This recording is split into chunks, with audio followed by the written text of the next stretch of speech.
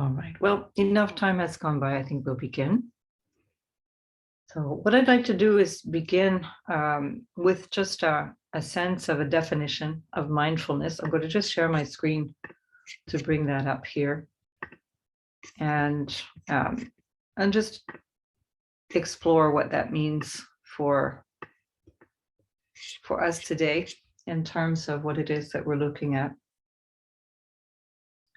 According to Thich Nhat Hanh, as a very general definition, mindfulness is a practice of reducing pain and suffering and generating a feeling of joy and happiness. So that's going to be different for every individual, but fundamentally the practices are for that purpose. This is coming from that holistic point of view, which is that we are practicing according to the entire program that is not just mindfulness itself as something that helps us to observe things through using the mind, but mindfulness in every aspect of our life. And so there's a slightly more modern take on this, and that more modern take is coming from Jon Kabat-Zinn. And he says, mindfulness is awareness that arises through paying attention on purpose in the present moment, non-judgmentally. And then he adds, in the service of self-understanding and wisdom. It's important that he adds that because especially since the 70s, when he developed that mindfulness-based stress reduction program, the MBSR version of mindfulness, it has become a really secular practice. And what that means is that people are practicing it in such a way that it involves a lot of thinking about things rather than actual observation and real practice. And that can mean that you can end up doing quite unethical things, employed in unethical ways, for example, or behaving in unethical ways, and still have this idea that you're practicing mindfulness because all you're doing is following your breath, or you're sitting quietly and trying to calm the mind, for example, doing some movement practices that help to balance your energy, quieten you down. And so we can have a lot of delusions even in our spiritual practices. And these are one way of describing what you could call spiritual bypassing. And by that term is meant that you're kind of playing the role of somebody who's on a spiritual path, but you're not actually doing the work of that. So it's easy to look like you're doing that and have certain things happen in your life that make it appear that you're making progress, but actually not really fully embracing the path.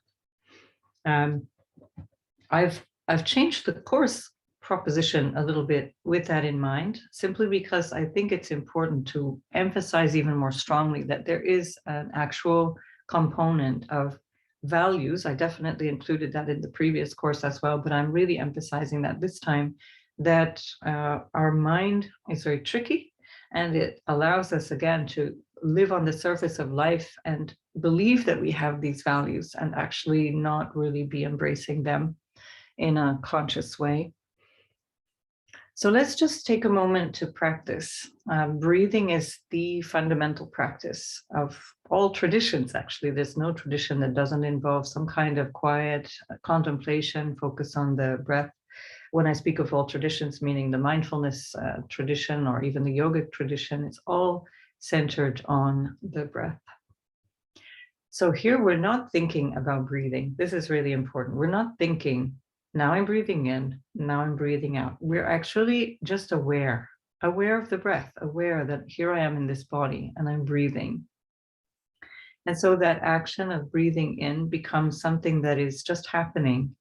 And if you practice along with me now, you might have some insights around that we can see in a moment what comes up. So when we practice, ideally, we're already sitting in an upright position. You can be on a chair and you can be on the floor. It doesn't matter. If you're on a chair, it's really helpful to lean a little bit forward of the chair so that the buttocks are just at the edge of the seat. That helps to keep you more upright in the spine, especially if you struggle a little bit sitting and keeping the spine upright. It's better to start on a chair. You can always practice getting the body comfortable later on.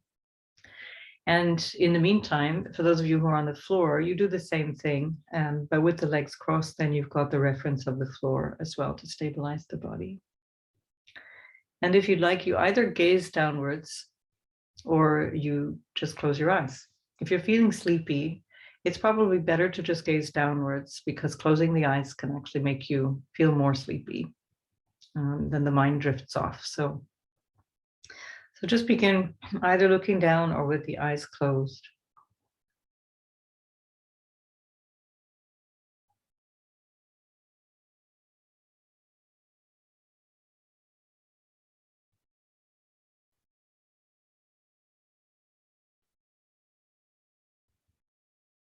If you'd like, you can gently widen the face. Feel your eyes becoming softer.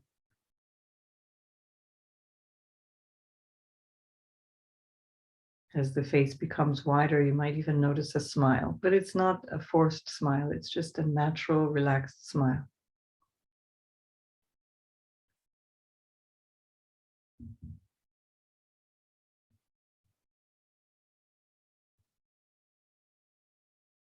And to start the practice, it's helpful to just notice the body. Notice the base of the body, whatever you're resting on.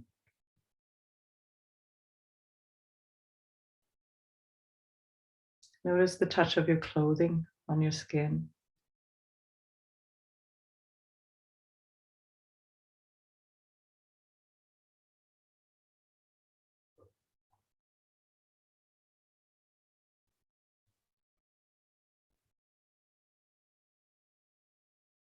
And notice the touch of the air on the skin.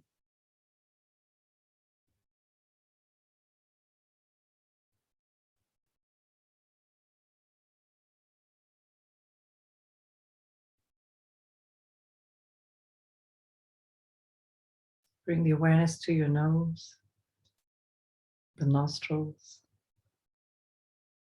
noticing the air passing as you inhale.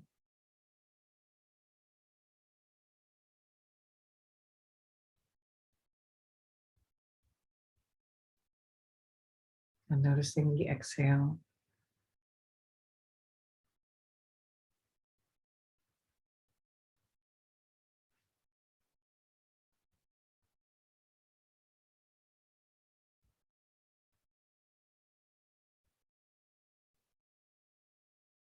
As you notice your breathing, just observe that the body is changing shape.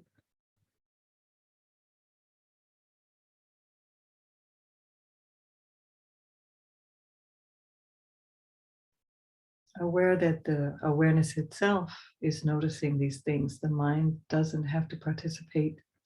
It's not engaging these things. Just an observation.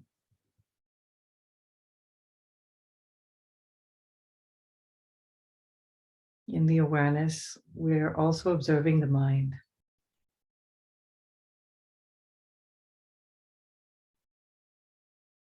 Interesting to see that we can turn our gaze towards the mind itself and not always be observing through the mind.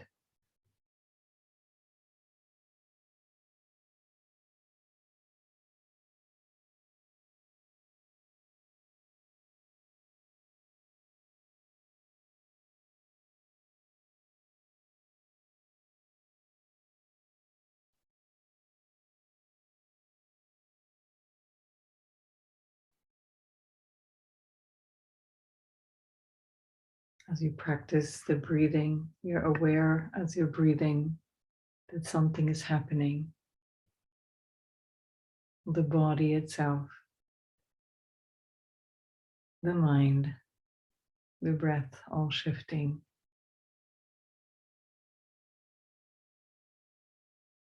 Aware that you're not doing this either. When we're truly aware of the breath, we realize that we're not making this happen. We don't have to remember to breathe.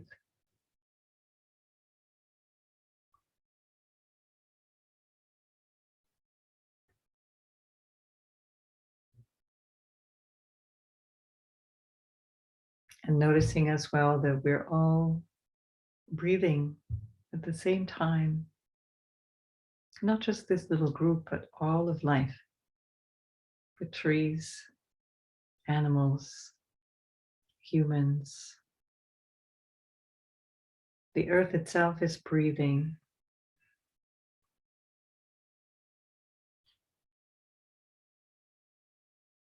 Just remaining in that awareness of breathing in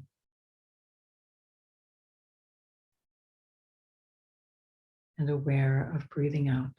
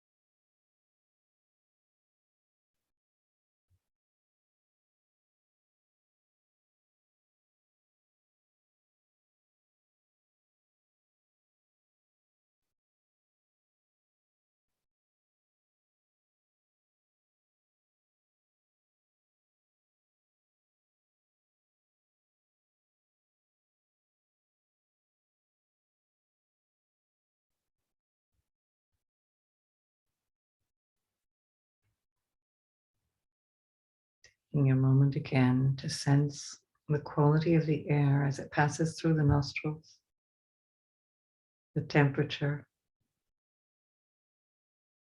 aware of the movement of the breath. And as you exhale, noticing the changing temperature yet again, observing how the body is changing shape, how that's a unique phenomenon with each breath.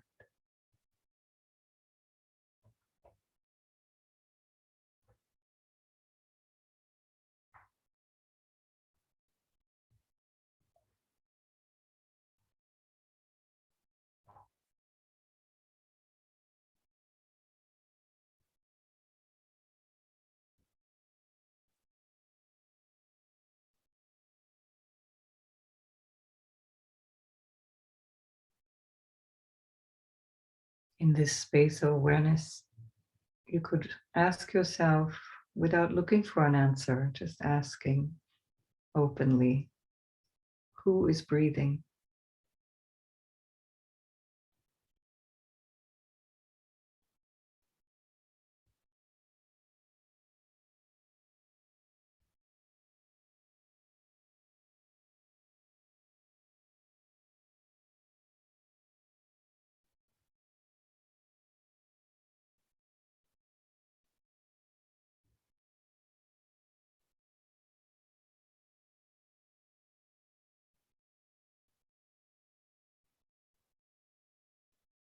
Expanding the awareness of breathing itself, we sense that this very act of breathing connects us to all of life. Impossible to do this as an isolated being.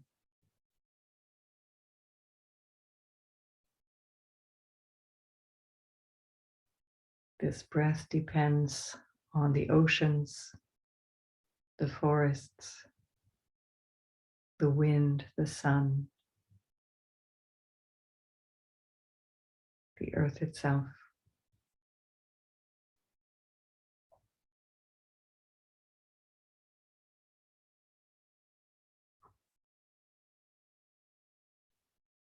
Breathing in, we can feel our connection to all of that.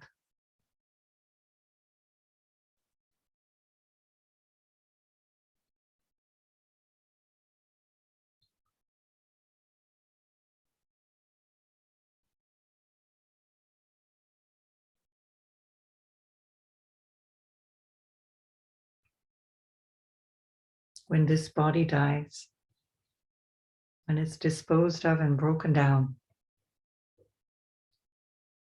the oxygen within the body, about 42% of this body, returns to the oxygen in the air. Our very being is being breathed in endlessly throughout time.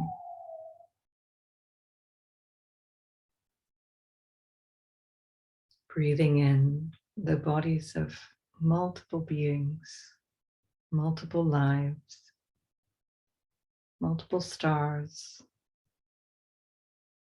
animals, trees.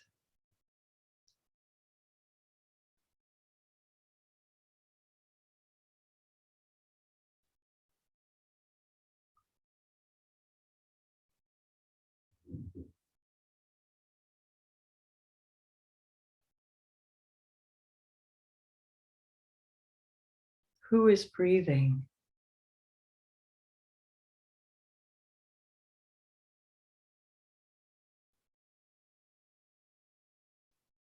What is this breath?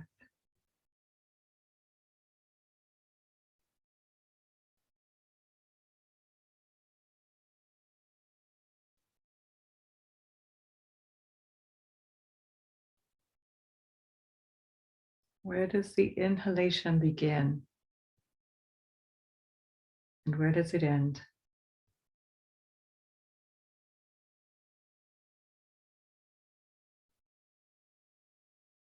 Is it possible to distinguish the inhalation and the exhalation?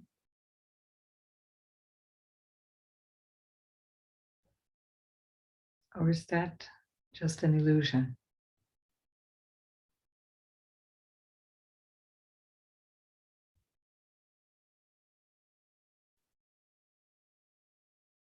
Can we have the inhalation without the exhalation?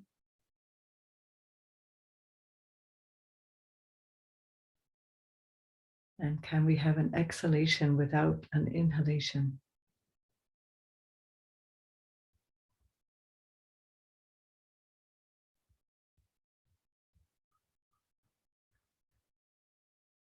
These two phases of breath depend upon each other, can't possibly stand in isolation.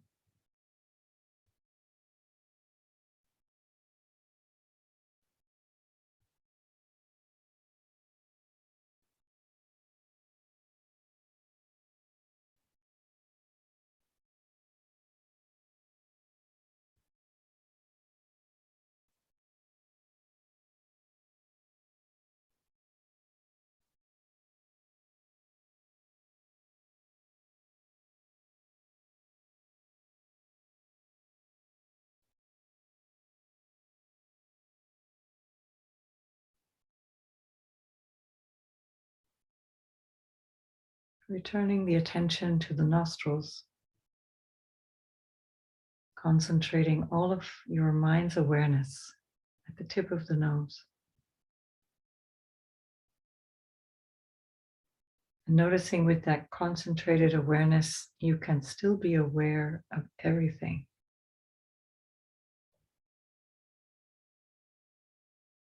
Concentrating, focused on this point of breathing in, the awareness can expand to include sounds, sensations, movement. It's all happening without the need to think about it. And awareness takes it all in.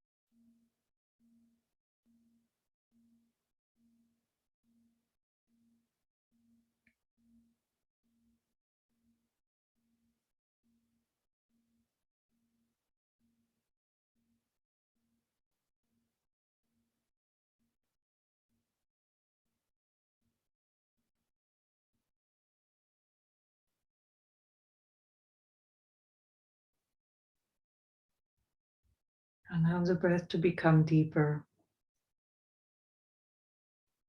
consciously drawing in more energy with each new breath.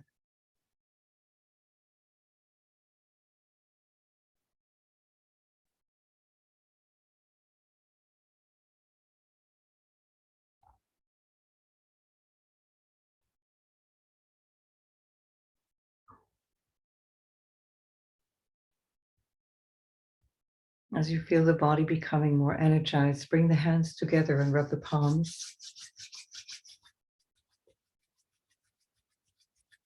When you feel that heat rising through the hands, gently cover your eyes with your palms. Let the fingers rest at the top of your head.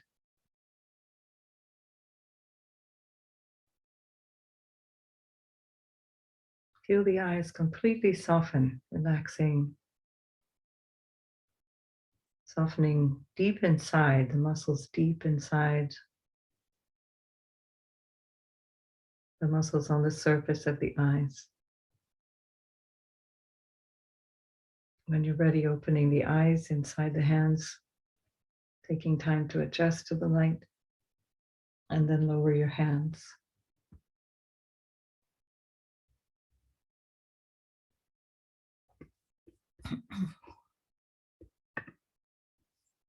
So welcome to those who joined us. We still haven't got the full group, but that's fine. Lovely to have you here anyway. I just want to hear how that experiment of breathing went for you. I'm hoping you all had a chance to practice in your own way. If you have any ideas or comments.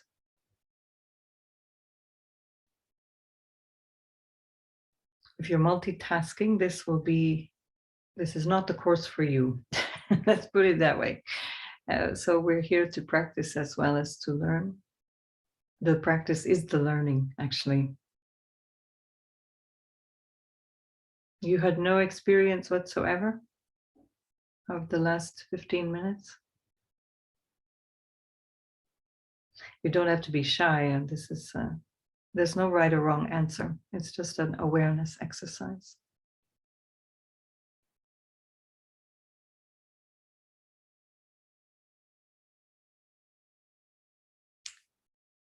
Okay, well, we'll keep going then. I think maybe that's the best thing. Right.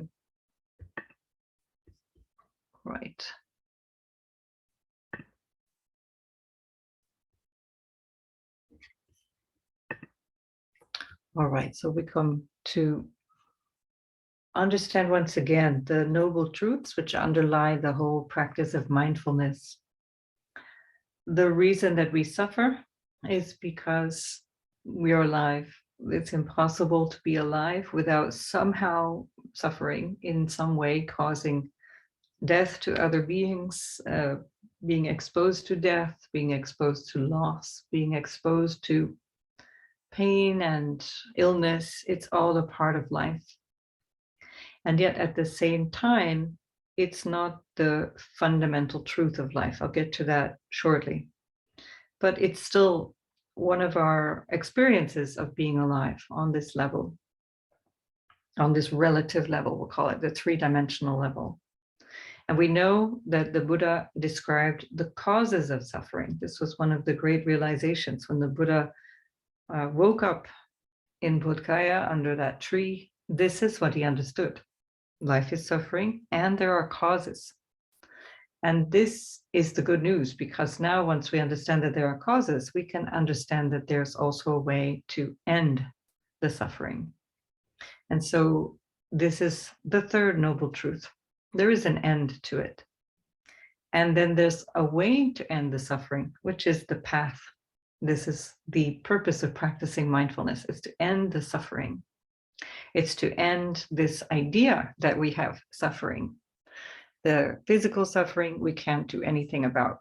And so the Noble Eightfold Path is including mindfulness, but it's not sufficient to only practice mindfulness. And that's why during this course, for example, we're going to be looking at all of the 8 steps. They overlap and they are interwoven. So it's impossible to separate out one, without including the others. And you'll see in a moment why. In the same way as when we're breathing, we're not an isolated unit. We're always breathing with the whole planet at the same time. So right view, where we're aware, this is the insight of the nature of life itself. Right thinking, meaning that we're training the mind, we're training the way that we put our attention, and we've got clarity of thinking. The speech that results from the thinking, so the thought leads to speech. There's no speech that is not preceded by a thought. And even neurologically, they've shown through brain scans that these synapses happen even before the thought shows up in the mind. So as they're scanning the brain, a synapse happens that is an impulse that creates a thought a millisecond later, and only then after that thought is there speech. And all of this is happening so quickly that we think it's all happening in the same time. But in fact, there is an energy that is behind the thought. There's an energy that is behind the speech. The more that we pay attention, the more that we bring our awareness to all of this, the more we can also start to practice creating a distance, a gap between our thinking and the response, which is speech. And then the other response, which is action. So thinking, speech, and action are all linked. And yet we can also slow that process down so that we are no longer so reactive. We're no longer impulsive in life, but we're acting on a much more constructive level. Right livelihood is what emerges from all of that. So right livelihood is how we actually go about our life, and in this particular human form, we somehow have to pay rent to live on the planet, and so the way that we earn the money that allows us to exist here is called right livelihood. And that also includes all of the other aspects of mindfulness that we'll look at. Right diligence is understanding the effort required. There's an effort required. The effort is paying attention, the effort is practice, the effort is in deciding that you have a goal, that you want to show up in a particular way. And right mindfulness is keeping the awareness of all of that. It's aware in this moment. If you just stop in this moment right now, to what extent is your mind and your breath and your body in the same place right now? Are you close together, at least? Is the mind in the same place as your body? Or is the mind somewhere else and your body is sitting in front of your phone or your laptop or whatever? So this is part of right mindfulness. Right concentration is the practice of meditation. Concentration, as we did, for example, just now, focusing on the nose, that allows the mind to slow down to the extent that it brings insight. So we can't make ourselves meditate. We can create the conditions necessary to be able to meditate that allows something to happen spontaneously because we've created those conditions. But we can't sit down to meditate any more than we can lie down and make ourselves sleep, for example. It's the same dilemma because we're not doing that. Actually, it's happening to us. And then what is the result of all of this practice? The result is the cardinal virtues, or the four Brahma Viharas, which are metta, karuna, mudita, upekkha. Loving kindness is something that we cultivate as part of the practice, and it's also the result of the practice. Compassion spontaneously emerges because we're aware of others, aware of the suffering, aware of the whole of the picture that is mostly a result of our own ignorance. Sympathetic joy allows us to participate fully in other people's lives without even a sense that we need to have something from it. And then equanimity, which means that we see the truth of life, and that's where we start to feel more content with the ups and downs of life. It's less shocking, let's say. I'm going to come back to you at this point, because now what I'd like to focus on is shunyata. So shunya, the concept of shunya is often misunderstood. It means it's an inadequate translation. It means emptiness, but it doesn't mean emptiness in the way that we think of emptiness in our language. It's emptiness in the sense that it is So not a void, not something that is absent, not something that is lacking. Like if you think of psychological emptiness, we think we're feeling somehow there's a hole in our life. Again, that's coming from the mind, but shunyata, which is represented by the circle, the Zen circle, that actually is a different kind of emptiness, which means that it's emptiness of form, emptiness of actual separate existence. It's what Thich Nhat Hanh called interbeing. So shunyata and interbeing are related to each other. Another way of describing this is no self. We'll be looking at that in the course. The idea that we are a separate self, independent and acting on our own without consequences or effect from the world around us, is the cause of suffering. It's our suffering and causing suffering around us. And the fact that we believe that is what leads to a world in which we have greed and selfishness and violence and anger and so on. Just as we did with the breathing exercise, when you recognize that you can't exist without the entire universe existing, then you realize you are the universe.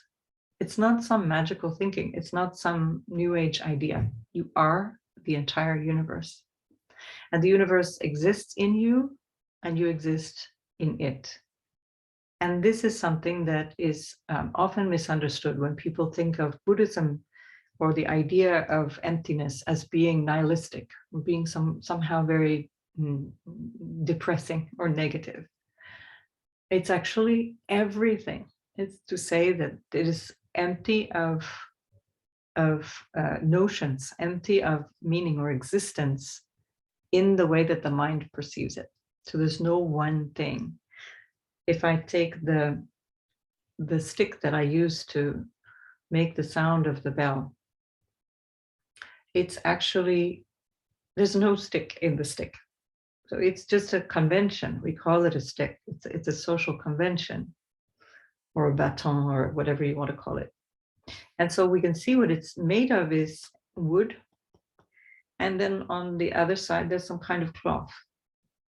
But even the wood that is composed of, the stick that is composed of wood and cloth and many other things, it's not that either.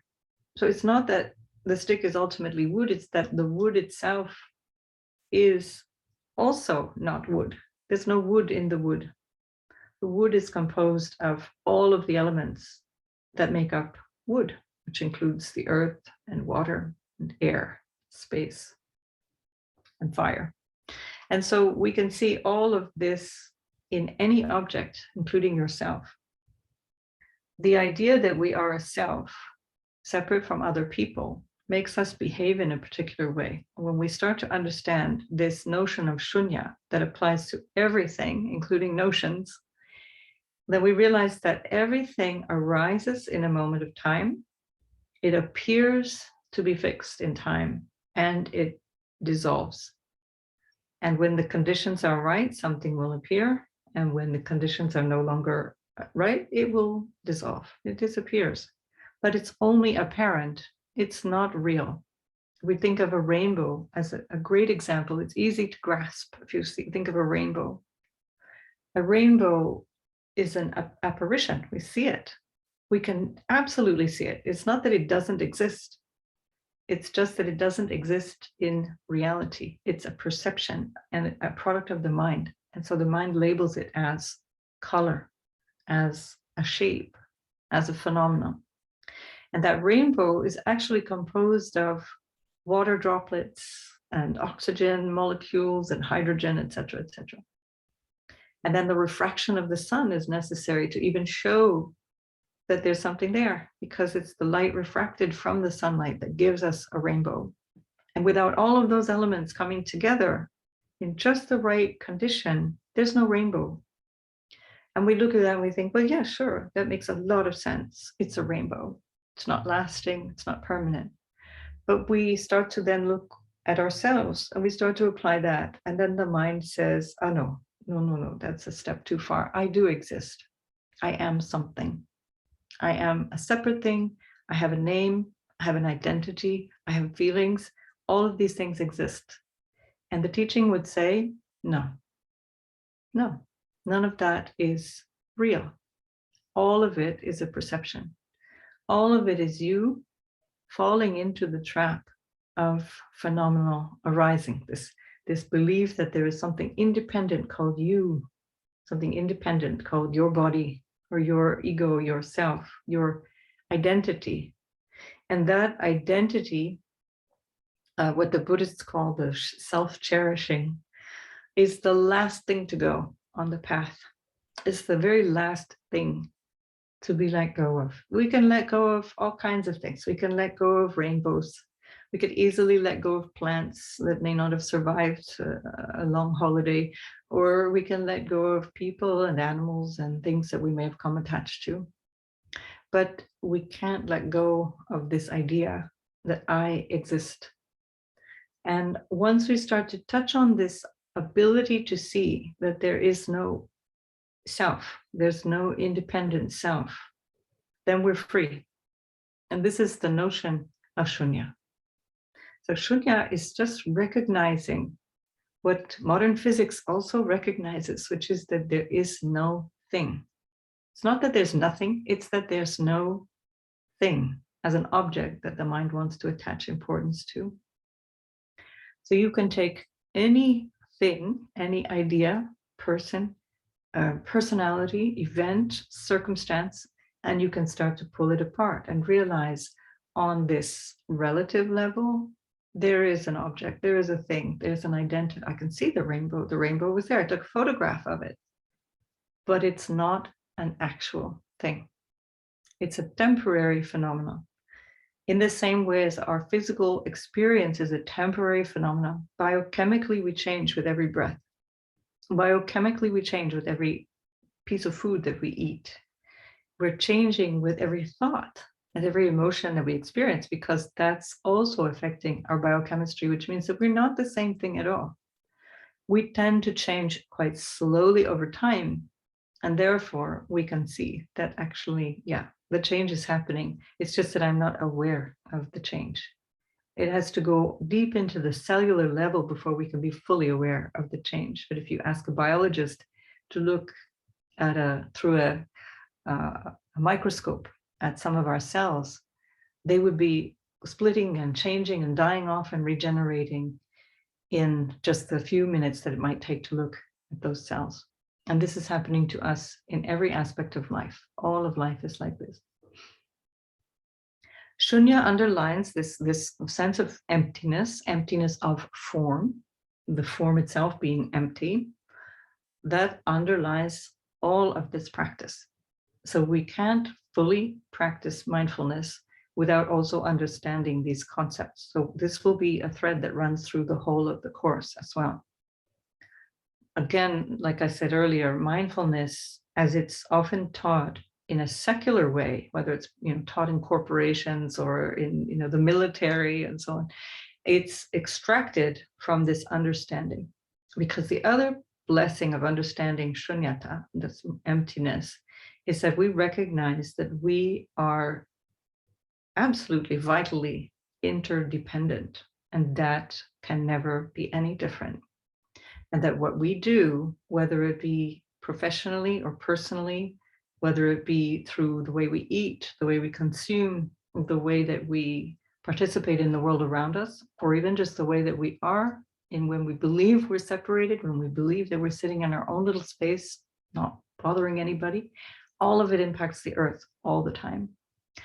I said during the breathing exercise that as we're breathing, we're also breathing oxygen molecules that have been released from deceased bodies, whether it be animals or trees or humans. A human is 42% oxygen. When that body is cremated or when it decays over time, it's releasing all of those molecules back into the air, along with all the other molecules, carbon and all of the different things that a body is composed of. And if you were to take all of those molecules and put them together, align them like a band around the earth, just one human body, then how much space do you think would be between each molecule? Just one human body that goes into the atmosphere and creates a ring around the Earth? Just take a guess. Just give me a number. There's no right or wrong, just guess.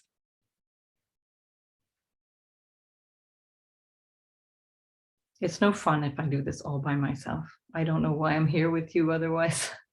I can do this kind of thing on my own, but remember, we're all connected. Just throw out a number.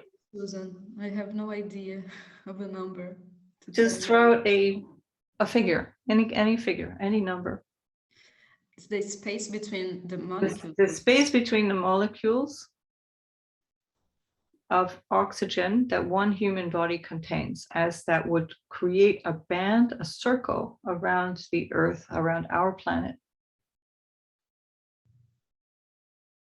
I don't know, 1 meter between them. I have no idea. Okay, we got 1 meter. Anybody else?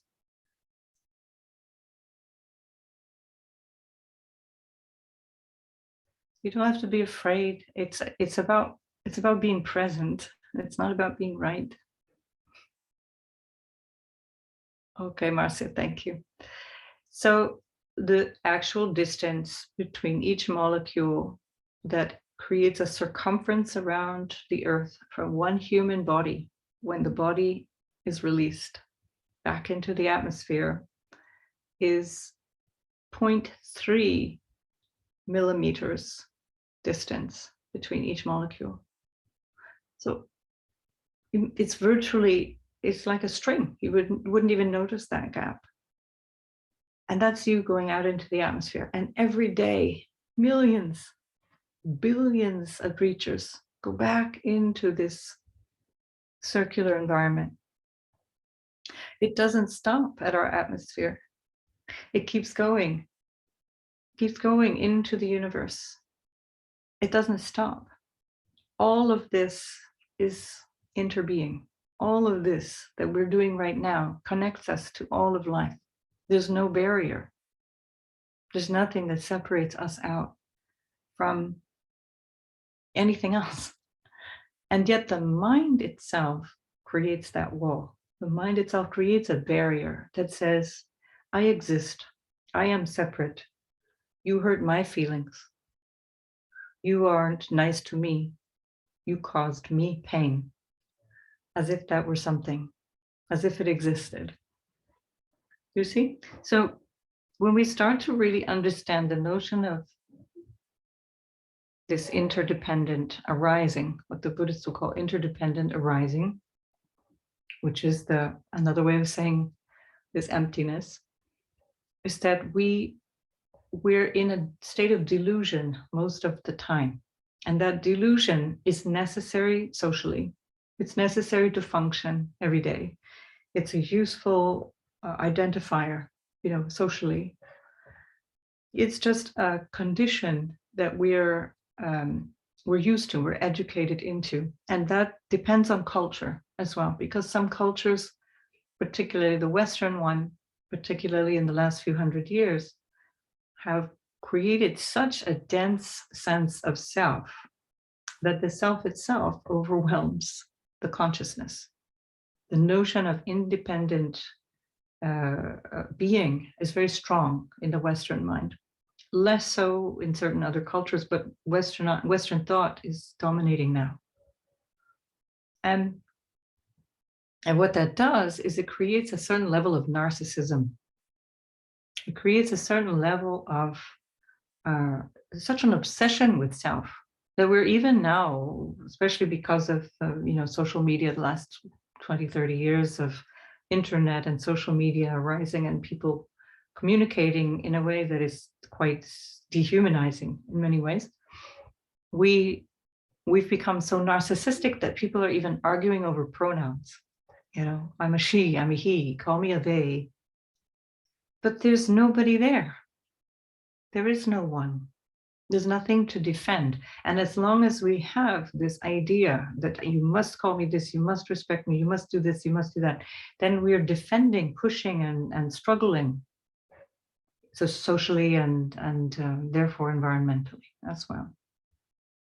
So there's another. If we think we're separate, there must be another. There's somebody also separate, and that makes me vulnerable. But when we see that there's another phenomenal arising, just like I'm a phenomenal that arises in space and time, and that we depend on each other, but then there's no threat. Then there's cooperation. And then we have a sense that we're sharing this. Imagine if we could all go to Mars like Elon Musk wants us to do and all those billionaires want us to do. Imagine we all go to Mars. Suddenly, people could come from all kinds of cultures, religions, and races, etc. All these things that we've given identities and labels to, we would all show up on that planet, and everybody would say, "Oh, you're from Earth. How wonderful! Another Earthling." Yeah. And this is the way that the mind goes. We're constantly labeling and separating and putting ourselves apart from other. And this causes enormous pain, enormous suffering. And even when we intend not to do it, it's so ingrained in us that we do it because it's how we're raised. And especially, again, as I mentioned, culturally, the culture or the religion that we're raised in can have us deciding that there is this blame to be assigned, that there's somebody who is at fault for all of this suffering. And it's not to say that people are not doing bad things, let's say, that require some kind of social approbation. So there are morals and ethics that are human, not necessarily religious or social, but human. Killing and so on is ethically wrong. But at the same time, it's that we're believing that somehow we're right and others can be wrong. We're believing that this one perspective. And when we have this clarity of viewpoint, right view, right thinking, right insights, we understand that there's not just one perspective or not even a few hundred perspectives, but there are a perspective shared, by each of the billions of people. Every individual has their way of looking at things, and none of it is wrong. It's just a perspective, especially if it's coming from the ignorance.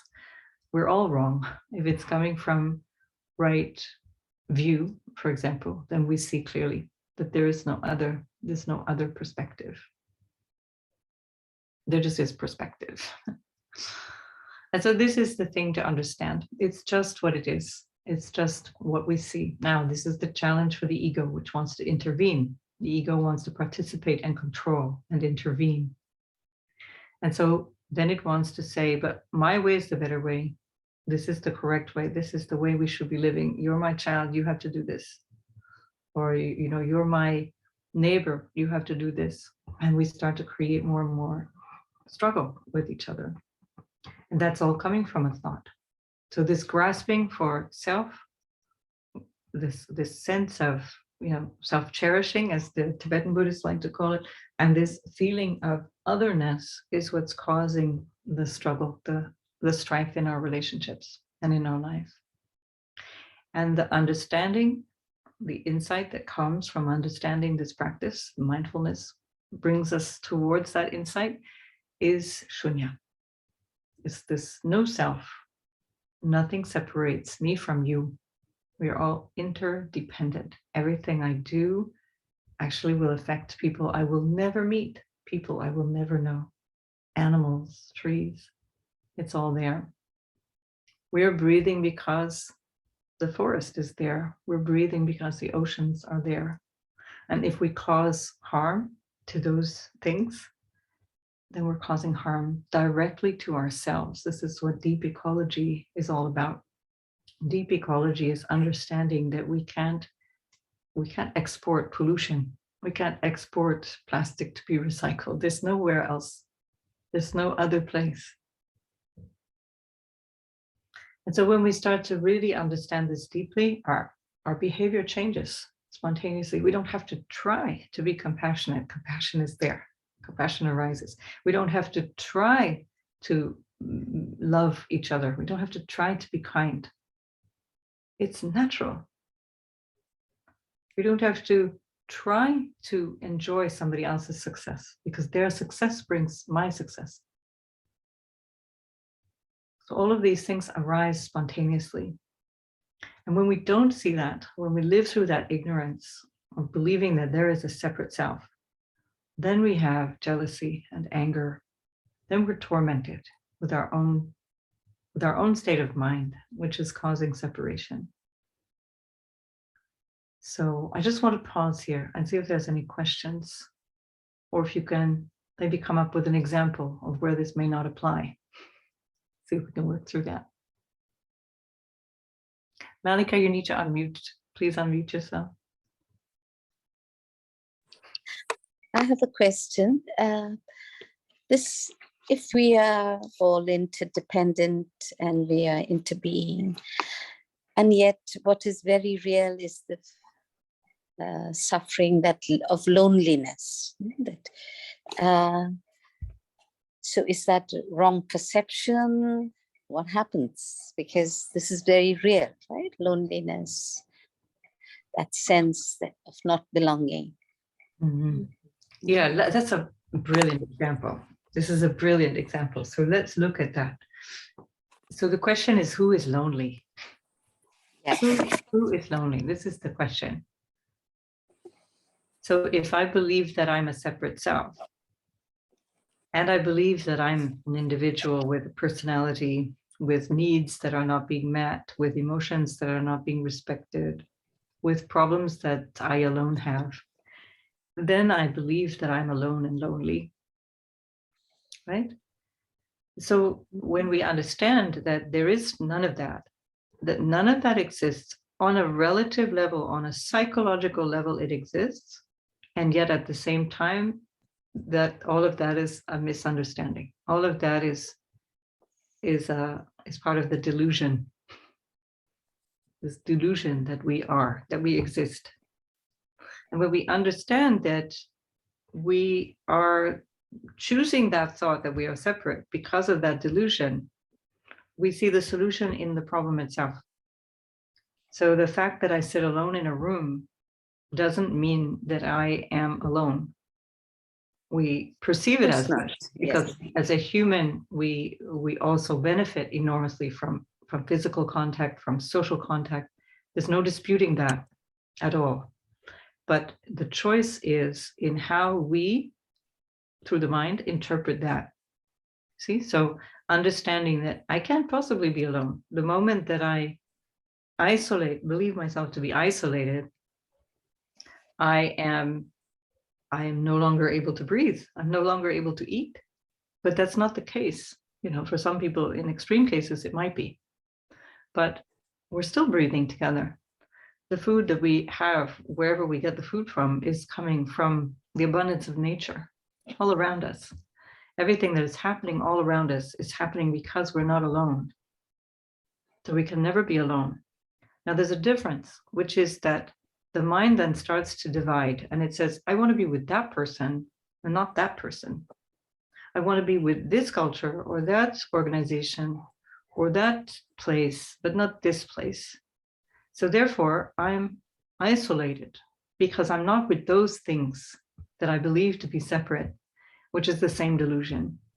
You see? So there is, on the psychological level, which is our everyday mind, there is this feeling of emptiness in the sense that is the negative sense, this feeling of being alone, being worthless, maybe being marginalized, etc. But on the level of understanding, there's none of that. And what this does is it doesn't provoke a new delusion, meaning that you'll be happy forever after, even if you're never seeing your family again. What it does is it enables you to think and act differently. Because now you're no longer stuck with the delusion that you are separate, that there's only your family or your home or your situation or XYZ condition that will make you feel less isolated. But now you start to look and you see, wow, I can choose lots of different ways of putting myself back in connection with life itself.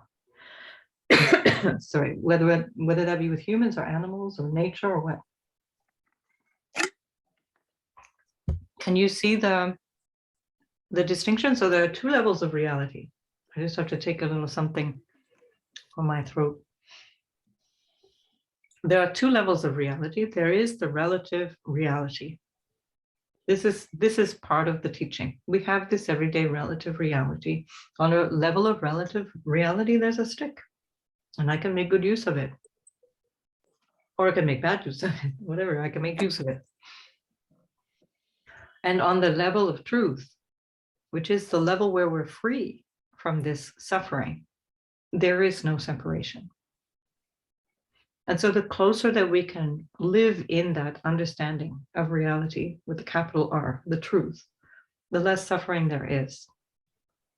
You see, that's where the freedom is. If we believe that we're isolated, we believe that we are separate from all other things, we have isolated ourselves, and even biologically we'll respond differently. This is why these last couple of years of pandemic have caused an enormous amount of psychological damage, because people are buying into that feeling of being separate as though that were their fate or their lot, or their truth, when in fact we're never separate. The fact that some virus shows up halfway around the world and closes down the entire planet shows us, even on a material level, how interconnected we are.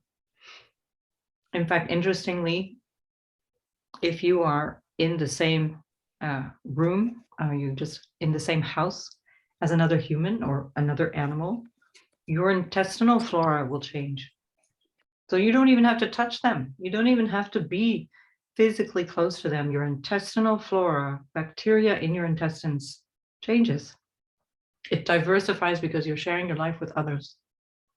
You're never alone. So the question is, what do we want to do with the mind that believes this? What do we want to do with the mind that pulls itself into this drama? Because part of it becomes a drama. It's like, now it starts to go towards self-pity, or even pity for others. When we have compassion, it's not pity. Compassion is being able to understand deeply the suffering of another, because we're able to touch on our own suffering. So being physically alone, not having people around us, it causes a feeling of vulnerability, because let's face it, we are more vulnerable if we're not in a tribe, right? That's traditionally. And so we can have compassion for others, we can have compassion for ourselves for having that idea. And it still doesn't make it true. Right? Does that come close to an answer for you, Malika? Yes, I think so. It's not very satisfying as an answer, right? It's not a satisfying answer for the ego. It seems a little, well, to me, ideal, an ideal situation where we can, whereas I think the reality is somewhat, human reality is somewhat different. Yeah. I know we can aspire to all that you have been talking about, but the truth of suffering is very real. Suffering, loneliness, and the pain of loneliness, and all the rest of it. Yeah. Well, yes, again, on the relative level, for sure. Yeah. But on the absolute level, not. And so then again, it becomes the choice of the mind. Where do I want to put my focus? Do I want to focus on the relative truth that causes suffering? Or do I want to alleviate suffering? It's a choice. Choice. Yeah. See? So it's not to say that there's no action to be taken that would bring a change to the situation. That's not the same thing. None of this is about fatalistically living your life and not doing anything in the day-to-day life. But then let's take the example of being completely alone. This morning, every Sunday morning, I meet with a client in India, in Delhi. There's a big family. So we do a mindfulness session together, and the house is noisy, always. He has no space alone. People running in and out, having arguments outside the door. It's quite noisy. Good practice for mindfulness. And so on the one hand, the idea of isolation can seem like a negative thing. But when you're surrounded by people and you never have your own quiet space, and you can never really be in a space where you create the ambience that you want, being isolated sounds fantastic. It sounds wonderful. So it's all in perception, you see? Yeah. So inherently, there's nothing wrong. It's all in perception. And the Buddha used to teach about the two arrows. And the first arrow is the pain. The first arrow, let's say, is the feeling of being shut down in a room, can't see people, perhaps because of the pandemic. The second arrow is what the mind does with that. So the first arrow, the pain is there, the situation. You could be hit by a car, that's the first arrow. Or a literal arrow, that's the first arrow. The second one is what your mind is doing about it. The second one is now the drama begins. And I individuate, I say, this shouldn't be happening because I'm special. I am a unique self. I am a uniquely suffering body. I am different to everybody else, and this situation is wrong. Everybody else is in the right situation. My situation is the wrong situation. All of that is the creation of the mind. So, in modern terms, the notion of dukkha, which is the first noble truth, it's one word, dukkha, is just suffering. That's the noble truth, dukkha, suffering. Another way of saying that in modern parlance would be shit happens. That's it. Stuff happens. Now, what are you going to do? What will you do with that? Sure. You see? So, yes, there's pain. Yes, there's loss. Yes, there's change. Change is inherent in life itself. Like I said earlier, even biologically, we're not at all the same people who connected, an hour ago. That's the nature of it. And the mind will decide how that feels to you. You see? So this is the training of mindfulness. This is the practice. We're here to learn how to refocus our attention. So we do that in a number of different ways by creating a quality of attention that puts ourselves, like you said, it's an ideal. It's only an ideal because we're looking at it from the level of the mind. It's reality. It's the ultimate reality.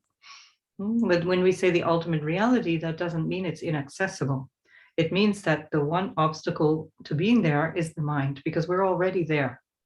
We can't deny it. It's not like I'm going to opt out of interbeing. I can't opt out of being interconnected. I can't opt out of myself being a constantly evolving and changing phenomenon.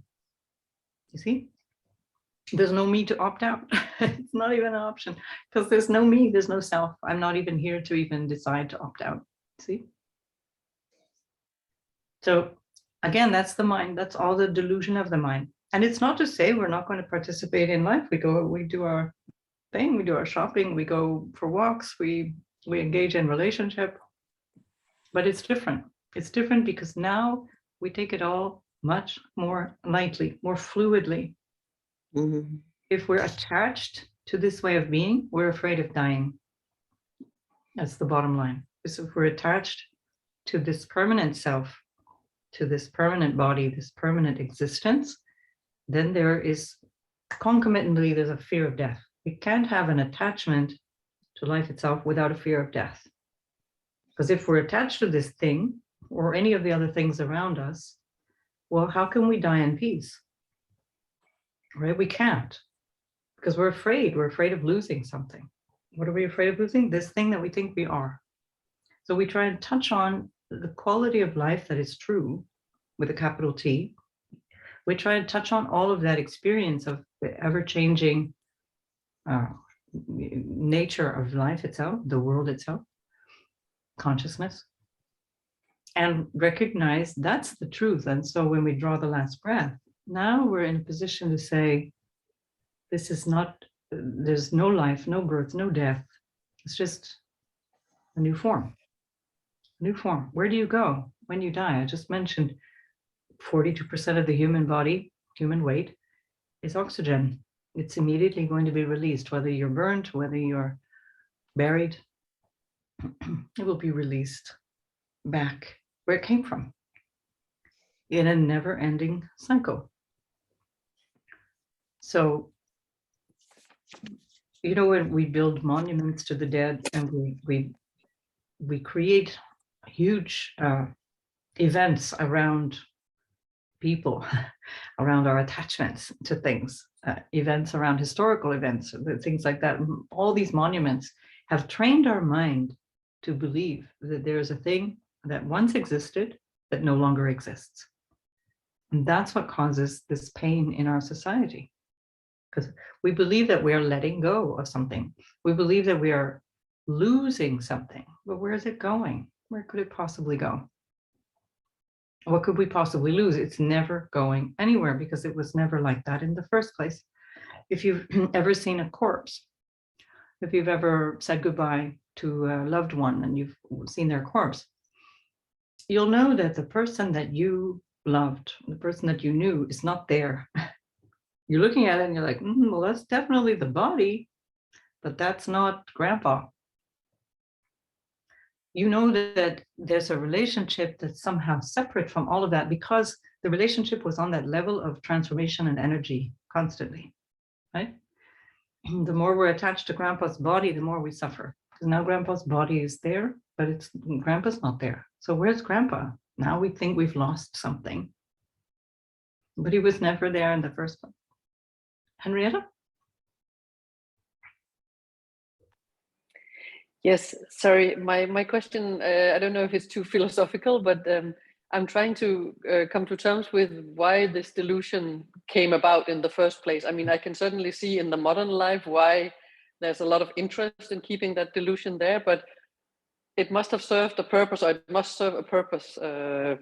Otherwise, I guess it wouldn't be there. Yeah, it absolutely does. It's a social convention, or let's call it a convention. All right, it's a convention whether you're a bird and a crocodile. A bird is afraid of a crocodile, some of them. Buffalo is afraid of a crocodile, for example, because it looks and it's like, that's a crocodile, so I better be afraid. So it's a convention. It allows us to function on the level of everyday existence, no doubt. And it's not incorrect and it's not wrong on that level, because there is something different. The question is, to what extent is our mind fixated on that? So there's a kind of a degree of a scale. Let's imagine it's not a real thing, but let's imagine a scale of narcissism going from one side where there's no sense of separate self. I understand, fully enlightened, a being that is fully enlightened, a yogi or a high enlightened being. Could be somebody's neighbor, it doesn't have to be a yogi, but somebody who really gets it on this level.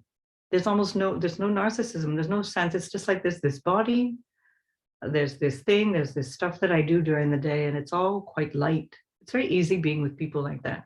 And then the scale starts to increase. As we get towards narcissism, we all have a degree of narcissism. It's not, as long as we're living through this self-identity, we all have a degree of narcissism. As that increases and the narcissism increases, now we're starting to have problems. Now we start to have anguish and jealousy and pain and anger and suffering. And as we start to go even further into that, now we start to have, this feeling of being superior or inferior, or a feeling of being under threat. We get paranoid. And then as the narcissism goes into malignant narcissism, now we start to control other people because we want life to be exactly as we wanted it. Things have to be fixed and stable according to my opinion, my idea. So you see, the further away from this sense of reality, we'll call it the capital R reality of interbeing or of Shunyata, the further away you get, the more painful it is and the more damaging to society. That's all.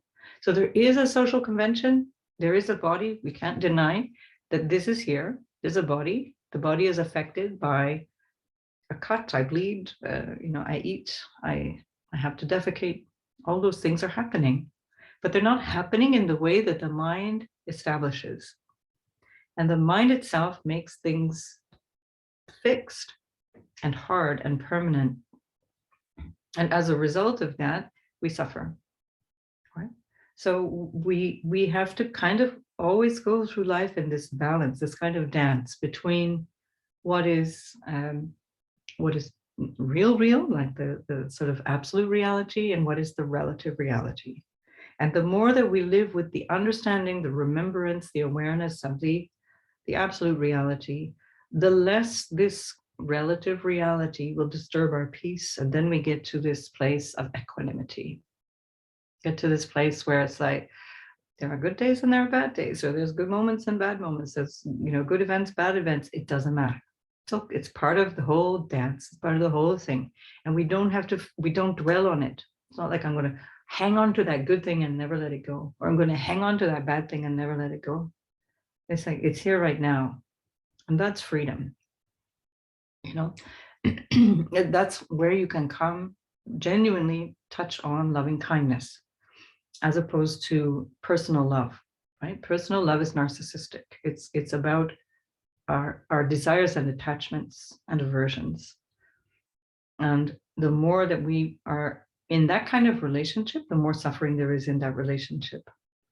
Whereas when we're in a relationship of love, that's just love. The love is already in us, it's there, and we are also in relationship. And so the suffering is much less, because where's the problem? We don't have to control or own or touch or possess or manage, micromanage, etc. So great question. And this is the truth of, this is the complexity, let's say, of the practice, which is that we're juggling constantly between understanding the truth and engaging in the world. It's really all about how we engage. In the Christian tradition, the teaching of Christ says to be in the world, not of it. It's another way of saying that. It's like, not using the same words, but the message is exactly the same. It's recognizing I am this world. I'm in this world. The world is in me. I'm fully participating. This is all happening. I'm breathing. I'm moving in these different spaces, causing and affecting things. And at the same time, I don't have to be clinging to it. I don't have to attach, and I don't have to have aversion to it. I don't have to be, in a relationship of suffering with the world. Okay. And another, if we go back again to the Christian teaching, it seems that on the cross, Christ said, as he was crucified, he said, "Forgive them, Father, for they know not what they do." It's exactly the same message. You see, it's not like there's some old man in the sky. Again, this is all coming from this mind, the Council of Nicaea, that wants to press all of this stuff into a story that looks like this, and this is the theology, this is the truth. It's like, no. They don't know what they're doing, because this ignorance of reality is clouding their judgment. It's not like they're bad people and I'm a good person, so forgive them. This is all the interpretation that has come from a limited mind. So you can almost take any tradition and find that common thread in it. It's just that these are the words and expressions used. If we go into the Vedantic tradition, the Upanishads particularly, they talk about Purna, the fullness. And that's the same as Shunyata, the emptiness.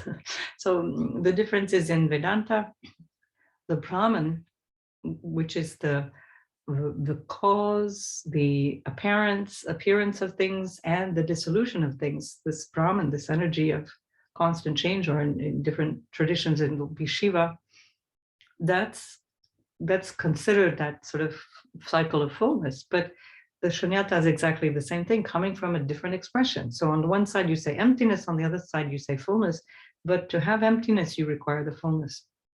And to have the fullness, you also require emptiness, because otherwise, where would anything go? It's a circle of constant evolution, constant change. So the practice of mindfulness is to step back and be aware. When we're doing a seated practice, which is what we need to do really to be able to quieten the constant chatter, to be able to quieten our awareness to the point that we can really start to observe without judgment. And we catch ourselves in the observation of the mind. We see, that's my nature of thinking. And that's why I'm having a problem with this. Or, you see, but we have to do that in regular quiet moments, because if we try and do this on the fly, and if we try and do this in a state of disturbance or tension with somebody or some situation, it's not going to come, because we haven't trained the mind sufficiently to recognize the truth and make that discernment between what is real, capital R real, and what is relative. So this is where the practice comes. And this is where the mindfulness is, engaging us in awareness constantly.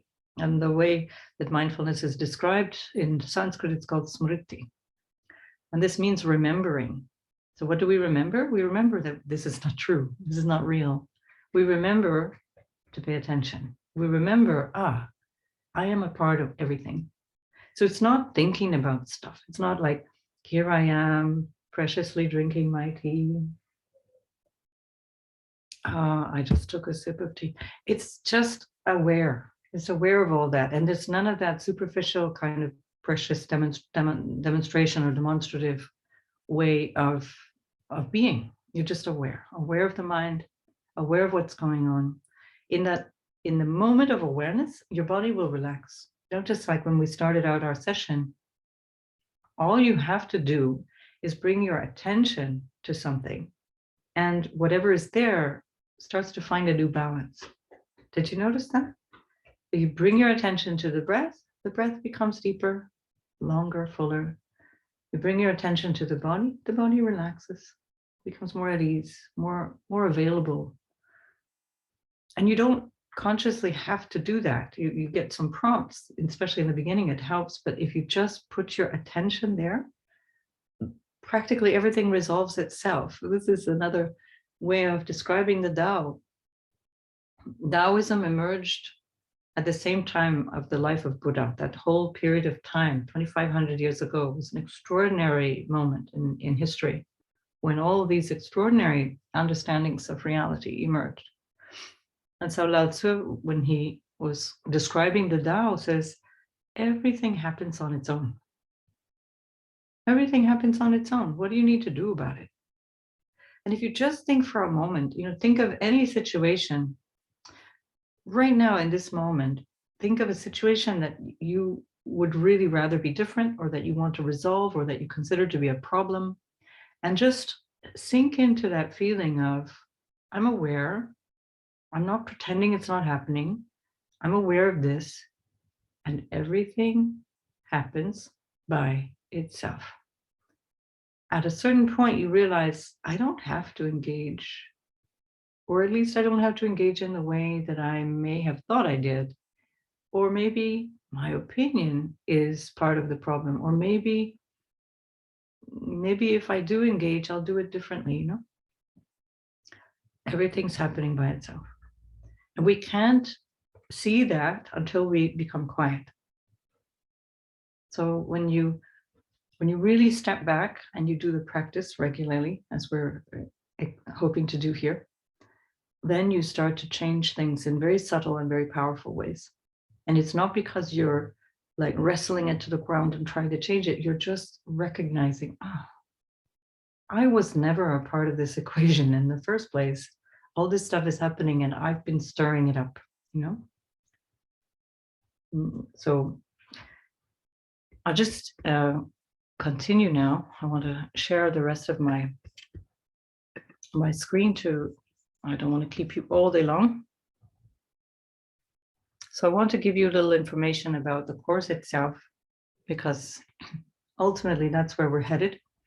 The course itself is, we're missing something here, so I'm going to just tap on this again. The course itself is 6 weeks altogether. I used to do 8 weeks, but I'm not sure that brings a better engagement. I think that there's a lot that can be done in this time. The practices that we'll be doing and they are practices, it's not all talk. So we have a Dharma talk where we're talking about the actual teachings themselves and understanding the concepts. And then that's intermingling with practice. And each session is about an hour and a half. but most of the time, certainly if the past has anything to go by, we went over that, usually 15 or 30 minutes longer for questions and deepening the understanding. And each week we're going to take a particular perspective on the training. And in the middle of the week, then we'll do only a practice together. So we come together. So the practices are there. My intention during the course is that you practice every day on your own. So there's the certain practices that we'll be doing that are guided and recorded that you can repeat on your own. And at the same time, we meet together collectively, and that will be over 6 weeks. We meet in the bigger sessions, and 5 times within that period of time, we meet for the practice sessions. And then that's all done on Zoom. All of it is done online. I haven't been able to find a space in Brussels that works for this particular time, but if I still do, I will do that for those people living in Brussels. And the course fee is 325 euros. There's a reduction for those of you who are here, anybody listening to this up until Tuesday, of 30 euros. So that makes it 295. And if you're in any kind of financial need, then there's always a possibility to reduce the price according to your need. So the link to sign up, I will be sending you along with this recording. You'll be registering through my website, and I really, really do hope that you can join us. And as a way of understanding whether or not you join us, how you can move forward is to think in terms of changing habits, because habits are the product of the mind. Habits are the product of our everyday mind that is running the show, what you could call the unconscious, the store consciousness in the Buddhist tradition. And so where are you going with that? And so you should be more concerned. And the word worried is a bit strong, but okay, this is not a Buddhist teaching, and this is an individual who's written a book called Atomic Habits, extremely useful book. You should be more worried or more thinking about your current trajectory. Where are you headed towards than your current results? So where you are today, in this moment, however life looks for you in this moment, is less important than where you want to end up. And where you want to end up is going to determine how those little things, those little everyday inputs are going to shape your future. Of course, our future is never predictable, but at the same time, we can have a lot of input in terms of how we live our life in every moment. This very moment is shaping your future. And so when we look at that, the teaching that my life is my message, then just reflect for a moment. What is my message? What is my life about? This is not an idea that's for great leaders. This is not only Gandhi and Thich Nhat Hanh that can say something like this. My life is my message. It's not this kind of romantic, glorified idea. It's everybody's life. Your life is your message. So what do you want that message to be? The only thing that remains when we die is the result of our actions, the result of what we have done, our karmas, the things that we have done during this lifetime is the only thing that remains to us and for those who follow us. So what is your message? And reflect on that over the next few days, and start to understand that this is it. This is the point of life itself, is to influence, hopefully for the better, the lives of other people. So if you have any questions, this would be a great opportunity, whether it be practical questions about the course or in general about what I said or about Shunya in anything particular. So you said that the sessions would be 2 o'clock on Sundays, and then what about the midweek session? So this is, I'm leaving that a little bit open to determine with the group, because it depends a little bit on where people are coming from. I have at least one student who's committed and living in the States, so I'm trying to accommodate that person as well. My impulse would be to do it at 7 or 7:30 a.m. Brussels time. So it would be a morning practice for those in Europe. It would be a midday practice for you in Indonesia. It would be a nighttime practice for the American who's joining us. They're actually on mountain time, which is 8 hours back. And of course, everything is recorded. So we can change Yeah. that. We can adjust. We can make the practice different days according to people's needs. My idea would be that we do it roughly midpoint, meaning Wednesday morning, so that we don't lose too much time in between and we keep a certain momentum. I always also send emails every day. The emails are they're coming through me, but not from me. They're just a little quote or a little idea coming from great thinkers, from great spiritual people through the ages, which are designed as a kind of a prompt to remind you during the day of what you're here for, what your practice is, and so on. Because the more that we drift away from each other, especially when we're not even physically present, it was already hard enough when we were physically present, but when we're not physically present, we really drift away quickly. So that in everyday kind of drip really supports the commitment, let's say, on your part. And that commitment is to yourself as much as to me. So the whether you show up or don't show up, it is not going to modify the course. It's there with or without you, but you will be different. And the other very important thing to remember is that, and this again doesn't have to be done through this course, but to remember that because we are only leaving our actions behind, and how we behave, how we are in the world itself is changing the world. So if you're in a state of anger, if you're in a state of chaos, if you're in a state of depression or desolation, you're affecting the world around you. And that's not to guilt trip you. It's not to say, oh, but you shouldn't be like that. No, it's to recognize, oh, that has an impact. And the more that you can understand the mind, the more you have an influence over how that starts to look for you.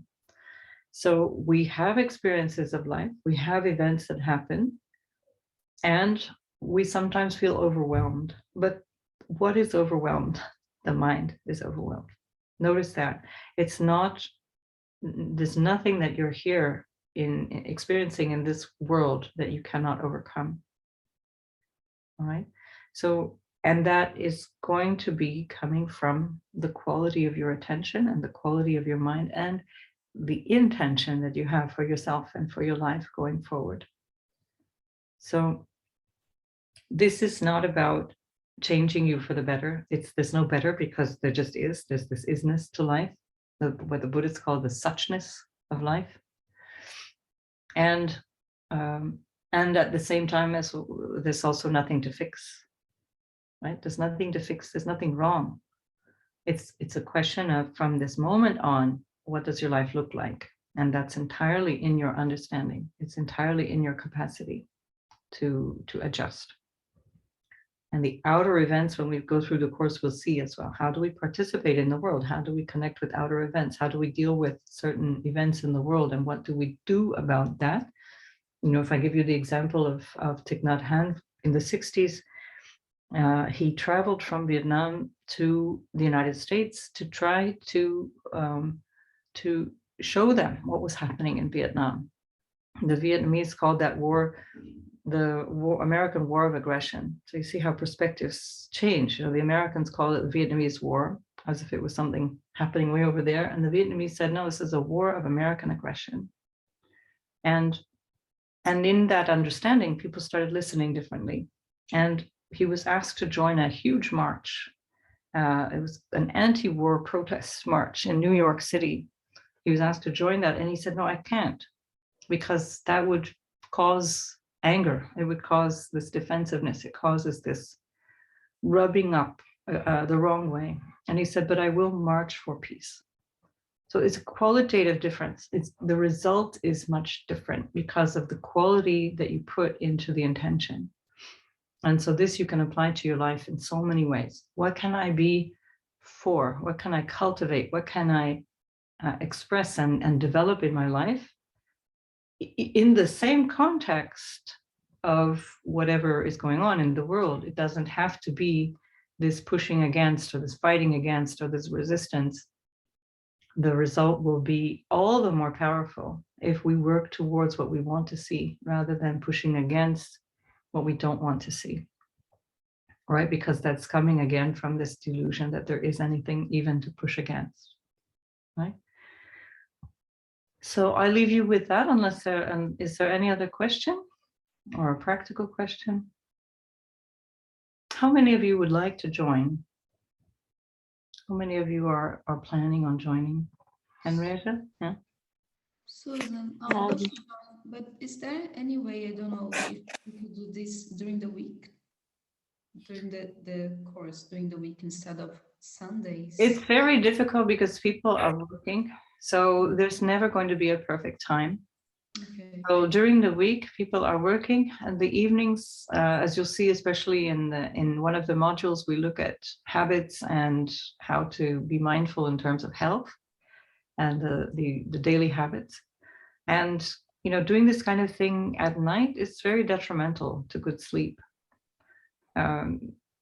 It's overstimulating. It's not helpful.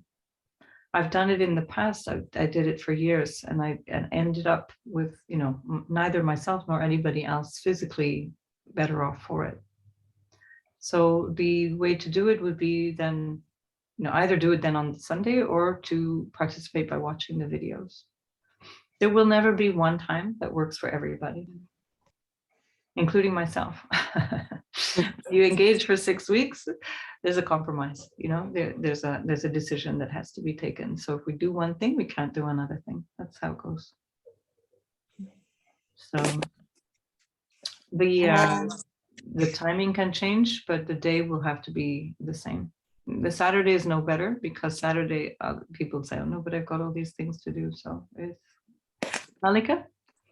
Yeah, do you know when the course is going to run? Have you decided on that?